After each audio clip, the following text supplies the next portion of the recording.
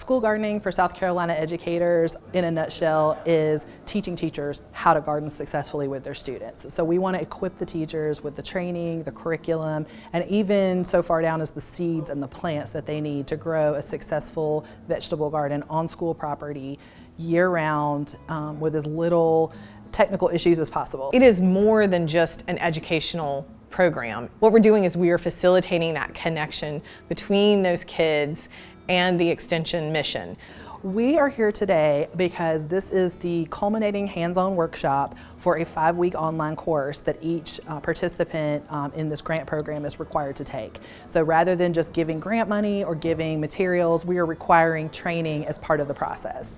The whole plan that Clemson Extension Center has given us is definitely foolproof. We have a lot of really great resources that have been given to us, and I also know that I'm just an email away from Amy or Joe or anybody. Everyone is just so willing to help and want us to be successful. Our relationship with the South Carolina Department of Education, their school nutrition department and farm to school, is one where they have been funding school gardens 20 per year for the last 2 years, and we have plans to do this for the next 3, so a total of 5 years.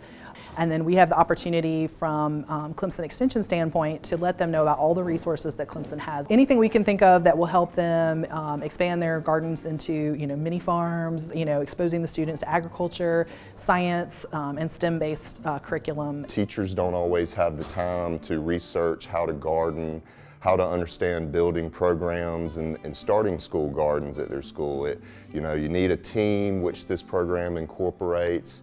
The curriculum is there, and it's just an all-inclusive program that gives them a structured program to implement right away at their schools. The benefit to children, students that we see has been exposure to new foods, but we're also seeing teachers being able to use the STEM curriculum, and we are seeing the teachers be able to bring the garden into the classroom and bring the classroom learning to life. There's so much to learn from these gardens. When I speak to teachers, they really talk about the social aspects and how it helps kids build teamwork and just understand empathy. There's so many things that goes into it other than your typical science, math, technology, arts. There's just national and global research that supports having kids in the environment, having kids in nature-based learning.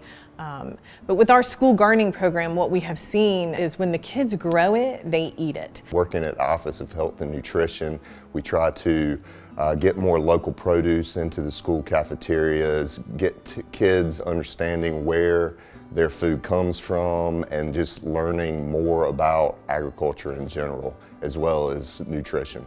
Lexington, too, is pretty much an urban area. I wouldn't call it rural at all. I'm excited to teach them how important eating real food is and how to cook it. My hope for the future, my personal hope, is that every school in South Carolina has a school garden. South Carolina is an agricultural rich state, and it is something that we can share with all of our students, and we can give them those tools for their future.